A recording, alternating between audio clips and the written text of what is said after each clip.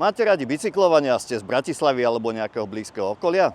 Tak potom neváhajte a poďte so mnou na jeden pekný cyklovýlet. Je to taká nenáročná trasa, ani necelých 50 km, je to po rovine, takže vhodné aj pre deti s rodinami alebo rodiny s deťmi.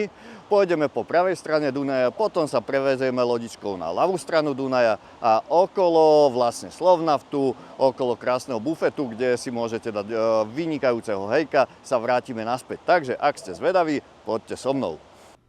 Pre tých, ktorí to nepoznali, začíname pod mostom Lanfranconi a tu môžete nechať aj auto, ak ste prišli niekde z okolia Bratislavy. Takže prebehneme cez most Lanfranconi, nie Lafranconi, Lanfranconi a ideme na druhú stranu Dunaja, tak ako som povedal v úvode.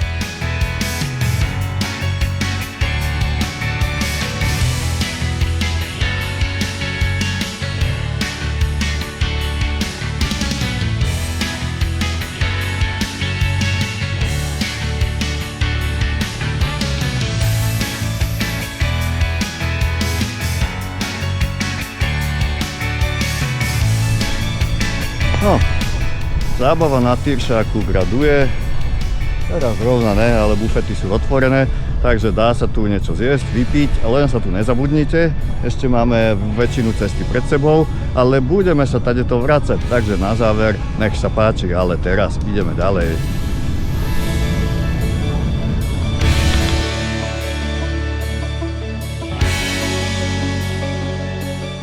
Takže od Tyršáku začína drsarina, pretože na každom kúsku tu máte bufet, ktorý vás vádza svojimi orosenými pívečkami, radlerami, kofolkami a rôznymi cigánskymi hamburgerami, ale doporučujem nedať sa zlákať hneď pri tejto prvej sade bufetov, pretože ich po ceste bude ešte hodne. A tu sa zastavíme, ale pozrieť môjho kamaráta z mládi, Rebríka, ktorý je perfektný parťák a keď sa tu budete dobre baviť v tomto bufete pri prístavnom moste, bude vám tu pivo čapovať kľudne až do rána. No dneska tu nebol, takže pokračujeme ďalej. Možno to bolo moje šťastie, lebo by som sa možno aj ďalej nedostal.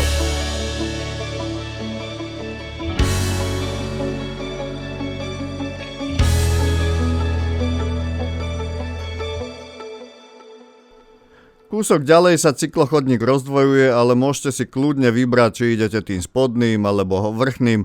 Obidva idú rovnakým smerom a nakoniec sa spoja, len sa to množstvo cyklistov a korčuliarov môže rozdeliť na dva chodníky.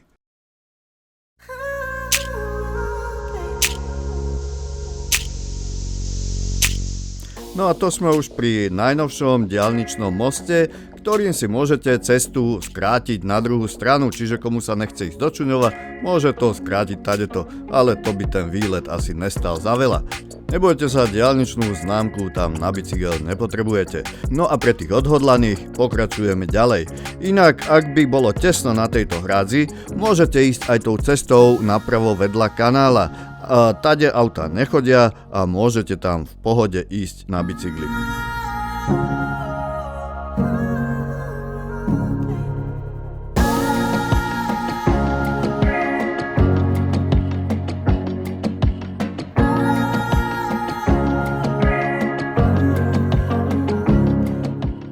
A máme tu ďalšie nástrahy v podobe neodolateľných bufetov s lehátkami, s pívečkom a ďalšími pochutinami.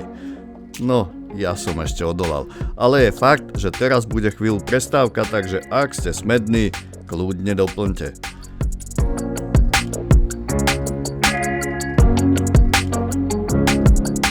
Ak by ste mali problém parkovať pod mostom Lanfranconi, tak ešte tuto je jedna možnosť, ale tiež to býva plné, ale máte tu hneď bufet. Ja si teraz ale trošku švihnem, pretože možno sa mi podarí stihnúť cyklokompu, ktorá by ma previezla z Čuňovského prístavu do Hamuliakova, inak by som tam musel hodinu zasa čakať. Tak poďme na to.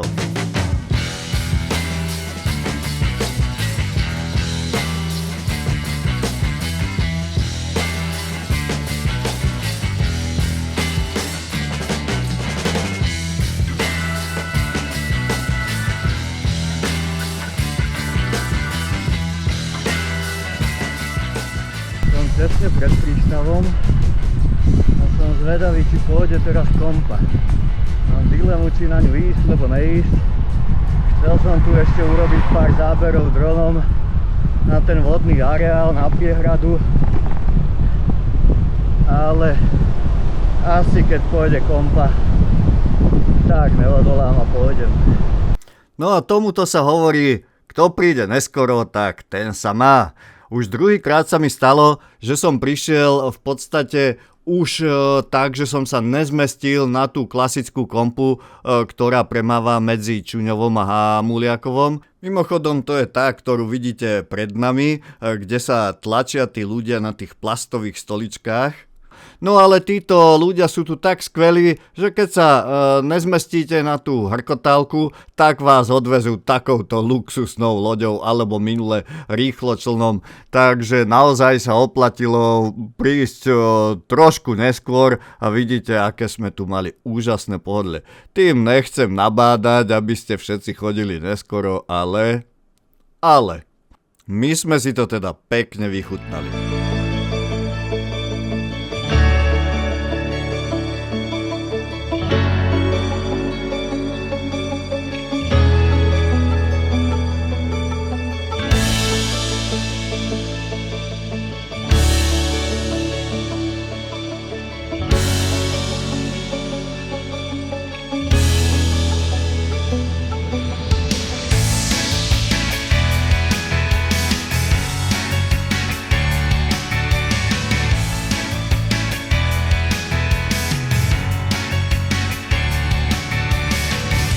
No a než prišla tá klasická kompa, tak ja už som vyprevádzal tú našu luxusnú pekne dronom.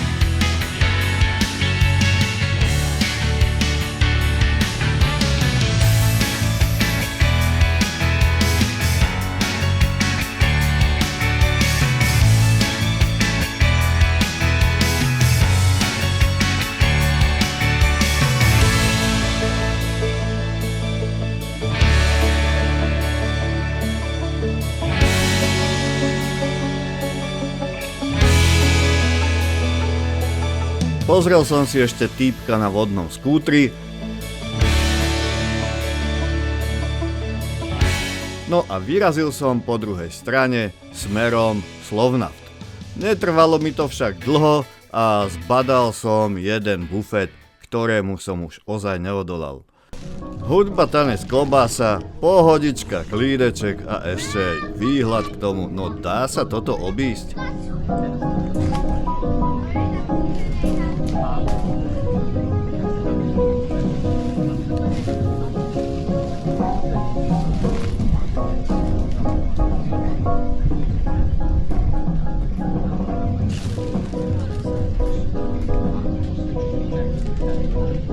So slzami v očiach som opúšťal toto miesto, ale bohužiaľ čas návratu sa naplnil.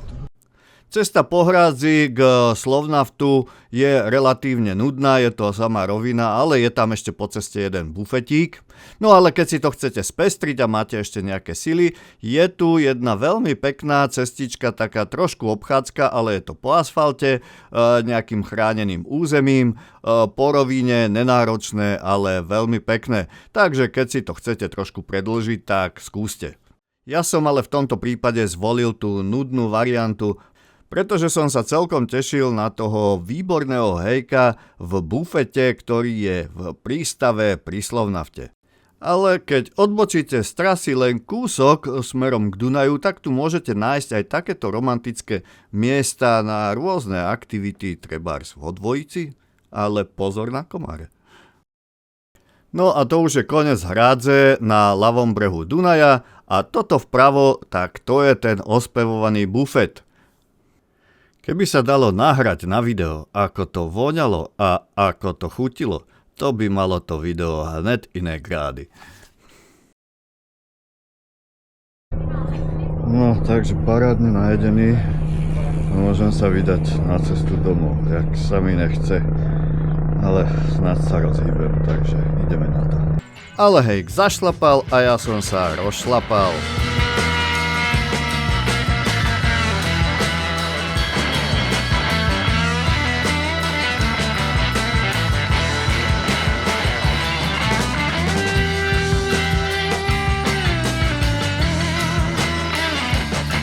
ale na tom moste si to treba zasa trošku aj vychutnať.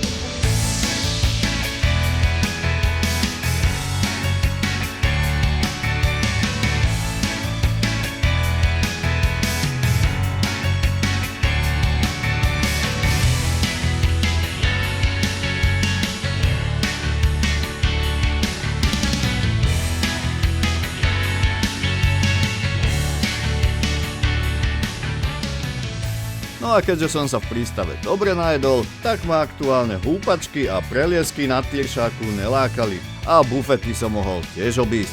Tak som išiel radšej pozrieť sa na nábrežie, aká je tá naša Bratislava krásna.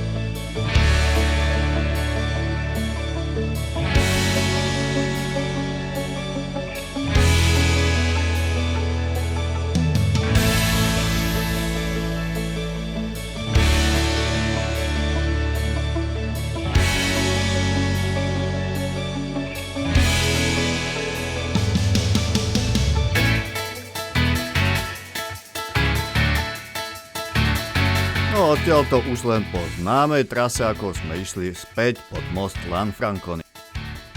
Videli ste sami, ja si myslím, že trasa je to celkom pekná, plná všelijakých atrakcií a bufetov, ktorých je po trase až moc a človeka to niekedy až brzdí, takže je to podľa mňa vhodné.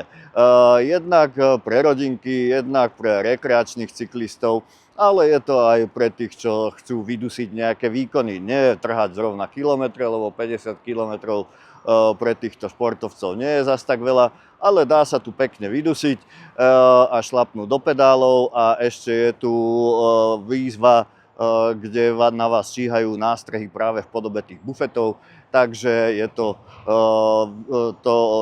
skúška odolnosti, čo vydržíte, kde sa nezastaviť.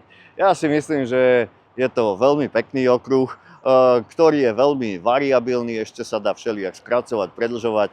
Takže ja si myslím, že keď budete mať niekedy voľno a ste z Bratislavy alebo niekde poblíž, tak doporučujem, vyrazte si a užijete si na tomto okruhu podľa mňa celkom fajn, príjemné chvíle víkendové.